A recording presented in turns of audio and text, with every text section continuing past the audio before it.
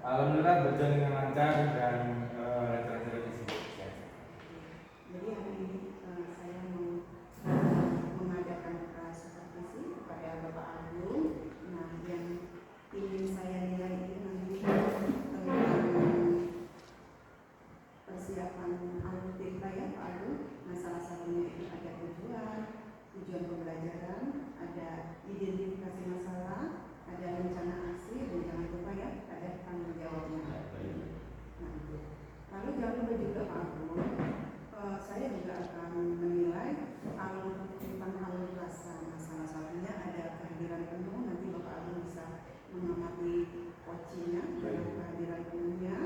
Lalu ada mendengarkan aktif, Bapak Agung dapat mendengarkan secara penuh apa yang dibicarakan coaching. Lalu ada mengajukan pertanyaan berbobot. Jadi dari mendengarkan penuh itu Bapak Agung dapat mengeluarkan ide-ide kreatif pertanyaan berbobot sehingga mampu menggiring coaching mengeluarkan jalan keluarnya. Nah, sampai situ sudah gimana kira-kira Pak Agung? Baik Bu, saya sudah paham terkait potensi apa yang akan saya gunakan di terhadap saya berproduksi saya. Nah, di sini Pak Agung, saya juga akan menampilkan bahwa ada satu prinsip coaching, salah satunya adalah kemitraan, yaitu antara hubungan coach dengan coaching yang Bapak harus kembangkan di situ. Lalu ada proses kreatif dari hubungan itu. Bapak mampu mengembangkan beberapa ide pertanyaan yang berbobot sehingga bervariasi, mampu menggiring coaching untuk menemukan solusinya sendiri. Nah, di situ Pak Agung juga bisa memaksimalkan potensi ya. Nah, jangan lupa juga di dalam proses coaching nanti tidak ada penawar duluan, biarkan coaching melakukan obat sendiri. Saya juga akan menilai alur rasa yang Pak Agung lakukan di coaching nanti antara coach dengan coaching. Nah, salah satunya di situ ada mendengarkan informasi yang disampaikan coaching, lalu memastikan pemahaman bersama dengan coaching. Nah, lalu ada merangkum pemahaman kita sesama coaching, dan jangan lupa ada tanya jawabnya ya. Sampai di sini kira-kira sudah gimana Pak Agung? Baik, saya sudah pahami kompetensi yang nanti akan saya kembangkan kepada coach saya. Oke, kalau begitu. Nah, ada lagi ini sudah prinsip coaching, kita juga tidak boleh melewatkan hal ini. Nah, salah satunya adalah kemitraan, di mana kemitraan ini hubungan antara coach dengan coach ini harus chemistry-nya harus ada. Jadi di situ saya mau melihatnya. Lalu ada proses kreatif dari hubungan chemistry itu. Saya mau melihat kreativitas pertanyaan yang berbobot, bisa Pak Agung terapkan ya. Dan yang terakhir itu ada memaksimalkan potensi di mana percakapan coaching ini bisa Bapak Agung potensinya dikembangkan seluas-luasnya, boleh ya Pak Agung? Nah, sampai di sini dulu. Kira-kira bagaimana Pak Agung? Baik, saya sudah paham dengan kompetensi yang akan saya gunakan nanti. Nanti mungkin ada beberapa kompetensi yang mungkin saya bawa. Oke, kalau gitu. Nah, jadi ini kira-kira ini Pak Agung, kompetensi apa nanti ini yang akan dikembangkan Pak Agung? Baik Bu, mungkin kompetensi yang akan saya kembangkan nanti adalah memberikan pertanyaan-pertanyaan berbobot. Kemudian saya juga akan mendengarkan dengan rasa sejujurnya yang sudah dijabarkan, karena saya juga ingin membentuk komunikasi yang baik dengan diri saya. Gitu. Ya. Nah, itu tadi ada pertanyaan yang berbobot ya, Pak Agung, luar biasa keren itu kompetensinya. Lalu Pak Agung, ini kompetensi mana ini sebenarnya yang lebih Baik Bu, untuk menilai observasi coach saya gitu Bu ya. Jadi terkait dengan penilaian mitra saya ingin kompetensi menggunakan pertanyaan berbobot sehingga menghasilkan solusi ataupun masalah-masalah yang sedang menghadapi mitra saya gitu. Oke, jadi kuncinya adalah pertanyaan berbobot ya Pak Ibu ya. Nah, lalu bagaimana ini indikatornya untuk tercapaian dari tujuan pengembangan yang ingin Bapak lakukan? Yang saya harapkan dari pertanyaan berbobot nanti Bu kepada coach saya mampu menemukan solusi dari permasalahan yang terjadi pada dirinya sendiri sehingga nanti ketika observasi mitra saya tidak merasakan tidak merasakan kesusahan ataupun sudah menemukan jalan keluar ketika permasalahan itu terjadi. Oke, kalau begitu jadi kuncinya ini menemukan penawar sendiri. Iya, betul. Ya, bagus sekali, itu adalah bagian dari proses coaching yang luar biasa ini. Jadi saya rasa sampai di sini dulu. Baik. Bapak Agung. Nah, Bapak Agung nanti bisa langsung ke coachingnya ya, proses coachingnya. Jadi saya kira sampai di sini dulu pembicaraan kita. Mohon maaf ya Bapak Agung. Terima kasih banyak sudah meluangkan waktunya untuk supervisi ini. Terima kasih Pak Agung. Oke, baik. Selamat pagi Ibu Ebi. Selamat pagi Pak Agung. Oke, bagaimana kabarnya Bu Ebi? Alhamdulillah sehat. Bapak Sehat. bagaimana? Alhamdulillah baik Bu. Baik, kan dalam beberapa hari ke depan Ibu akan melaksanakan pembelajaran kelas ya kan. Nah, tentunya dan pembelajaran kelas juga pasti punya nih beberapa masalah ataupun kegiatan-kegiatan yang mungkin ada Ibu rencanakan dalam pembelajaran ke depannya ya. Kita sepakat ya Bu ya, tujuan dari hasil percakapan kita ini adalah untuk berdiskusi apa yang Ibu diskusikan dengan saya terkait itu dengan masalah atau perencanaan pembelajaran berkaitan dengan itu. Ibu saya persilakan dengan Ibu Edi. Ya. Terima kasih Pak ya. Ini merupakan momen yang saya tunggu sebetulnya jauh hari. Saya juga ingin mengintip waktu Bapak akan sempatnya untuk membicarakan kekhawatiran yang ada dalam diri saya mengenai pembelajaran mitra saya yang saya rasa sedikit di luar kendali. Artinya di sini di awal pembelajaran ini kan Pak, saya itu mengampu kelas 6 Bandung, di mana anak-anak tersebut sebenarnya dari segi kuantitas hanya berjumlah 18 orang Pak.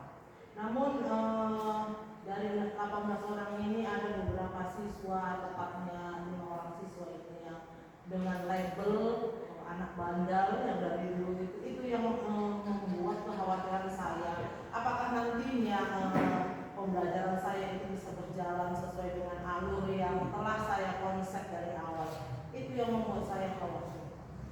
Terkait dengan pembelajaran yang mungkin Ibu khawatirkan, kira-kira jika masalah ini selesai, apa yang akan tercapai? Ya, kalau saya rasa saya bisa menangani 5 anak dengan label kata bandel tersebut, saya rasa pembelajaran itu bisa berjalan sesuai dengan yang diharapkan. Bahkan karena ini Pak, apabila tidak bisa saya tangani dengan tepat Pak, ini dapat mengubah tatanan. Bahkan pengalaman yang beberapa hari lalu kami membuat kesepakatan kelas di awal pembelajaran, mereka itu yang 5 orang ini mereka itu tidak ada komitmen sama sekali untuk menepatinya Pak. Bahkan saya khawatir apabila saya terus memberikan toleransi kepada mereka terhadap pelanggaran mereka lakukan, itu akan membuat kata-kata virus terhadap teman-temannya, sehingga teman-temannya ini tadi yang disiplin, yang berusaha disiplin dalam belajar, menciptakan pembelajaran di kelas yang menyenangkan, itu akan terganggu secara psikologis. Secara psikologisnya seperti itu. Oke, baik. Melihat masalah-masalah tadi terhadap 5 anak tadi, kira-kira faktor-faktor apa yang menyebabkan masalah kepada 5 anak tadi ini sehingga menciptakan suasana yang mungkin tidak baik? Iya. Saya rasa kalau saya refleksi ya Pak, saya juga kebetulan anak ini sudah pernah saya tangani di kelas 4 waktu yang lalu Pak ya. Kalau dari segi latar belakang keluarganya, saya rasa memang anak tersebut kurang disiplin lah di dalam rumahnya ya, dan lingkungan rumahnya. Terlebih mungkin karena faktor ya kita harus refleksi kemampuan guru, artinya mungkin guru tersebut yang sebelumnya kurang bisa untuk mencari seperti suatu ide supaya penanganan yang tepat terhadap anak tersebut. Saya rasa itu ya sudah hampir keterlambatan di situ. Jadi kebandalan mereka itu sudah seperti mendarah daging, seperti itu saya rasa seperti itu. Jadi kita sudah mendapatkan faktor-faktor tadi kenapa menurut seperti itu. Jadi menurut Ibu, gagasan apa sih yang mungkin nanti bisa menyelesaikan masalah? Iya, saya sempat berpikir Pak ya beberapa solusi, diantaranya yaitu mungkin saya akan lebih lagi untuk menjalin komunikasi dengan orang tua siswa tersebut, bagaimana supaya bisa katakanlah berkolaborasi untuk kedisiplinan ketika nanti contohnya saya membuat tugas PR di rumah, jadi orang tua juga bisa mengingatkan supaya tugas itu selesai. Kemudian kalau tindakannya di dalam kelas, saya akan memisahkan ini Pak, 5 siswa saya ini ke dalam kelompok-kelompok belajar yang berbeda dengan teman-temannya, sehingga tidak tidak bersatu padu dalam membuat kekacauan. Saya rasa itu dalam tanda kutip. Kemudian pastinya saya akan lebih menciptakan pembelajaran yang menyenangkan, mungkin lebih banyak ice breaking ketika saya melihat situasi anak-anak lelah dalam belajar ataupun bosan.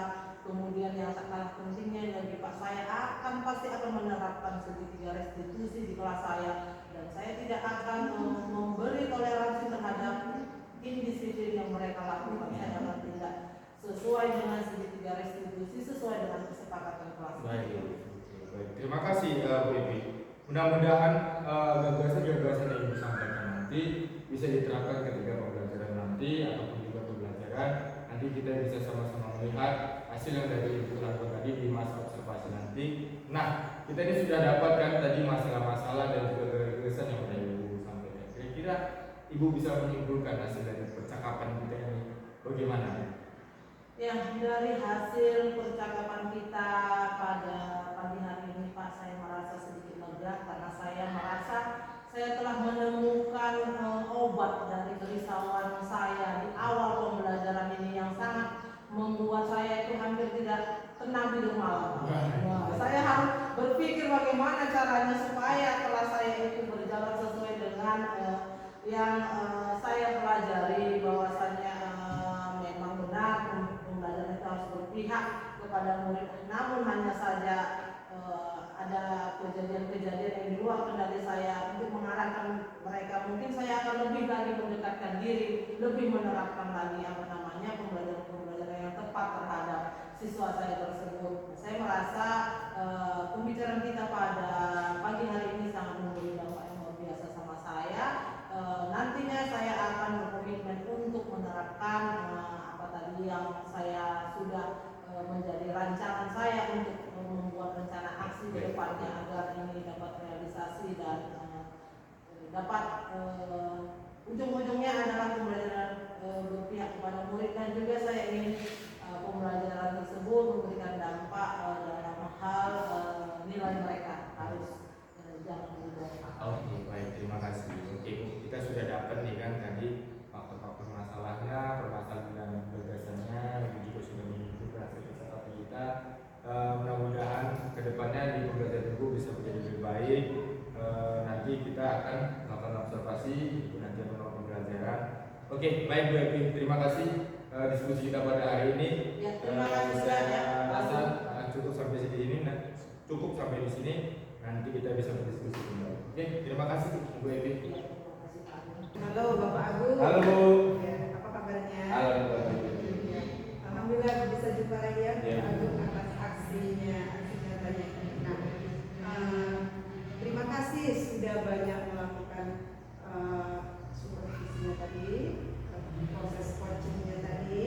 Nah, di siang hari ini saya akan kembali mau supervisi Bapak Agung. Kira-kira gimana, sudah siap Agung? Sudah siap, Bu? Oke kalau gitu. Nah dari pembicaraan coaching tadi, Bapak dengan coaching, nah kira-kira ini terobosan apa yang sudah Bapak lakukan untuk mencapai indikator yang sudah Bapak fokus? Baik Bu, sesuai dengan ekspektasi saya tadi di awal bahwasanya saya ingin memberikan pertanyaan berbobot sehingga menimbulkan salah satu gagasan untuk menyelesaikan masalah yang ada pada coach saya, dan gagasan itu ditimbulkan oleh coach saya sendiri karena coach saya sendirilah yang memahami situasi-situasi yang ada di dalam kelas ataupun di dalam pembelajaran. Oke ya. Nah tadi pun proses coaching yang luar biasa keren. Terima kasih. Mendengarkan penuh, lalu ada di situ juga ada proses kreatifnya sudah benar, sudah lengkap, luar biasa Bapak Agung. Nah kembali ini saya menanyakan hasil dari data yang saya peroleh itu Bapak Agung sudah mendengarkan penuh dan kemitraan chemistry sudah dapat ya Bapak Agung mengeluarkan ide kreatifnya yang mampu menggiring coaching untuk mengeluarkan solusi atas permasalahannya. Nah, lalu Bapak Agung, kira-kira ide besar apa yang Bapak dapat dari proses coaching ini sehingga Bapak mampu melakukannya di kemudian hari? Bagaimana? Baik Bu, saya ketika tadi proses observasi tadi, saya merasa ada beberapa ide ataupun ada beberapa hal yang kayaknya ada yang perlu saya kembangkan, yaitu mungkin saya harus sedikit lebih enjoy lagi berkomunikasi dengan mitra saya sehingga mitra saya tidak terlalu tegang menghadapi saya, tidak terlalu kaku gitu ya, tidak kaku ketika menyampaikan apa yang ingin disampaikan oleh mitra saya. Nah, saya ingin mengembangkan di situ, kemudian juga saya mengembangkan pertanyaan-pertanyaan yang berbobot yang namun rasanya tidak menyudutkan coach saya begitu. Ya, jadi relax ini ya. Iya, relax begitu. Iya, relax. Nah, luar biasa ini ya Pak Agung. Nah, aksinya ini saya tunggu loh Pak Agung. Siap, Bu. Nah, kira-kira nanti kalau Pak Agung ada kesulitan atau gimana, nanti boleh ya kita ngobrol lagi ya Pak Agung ya.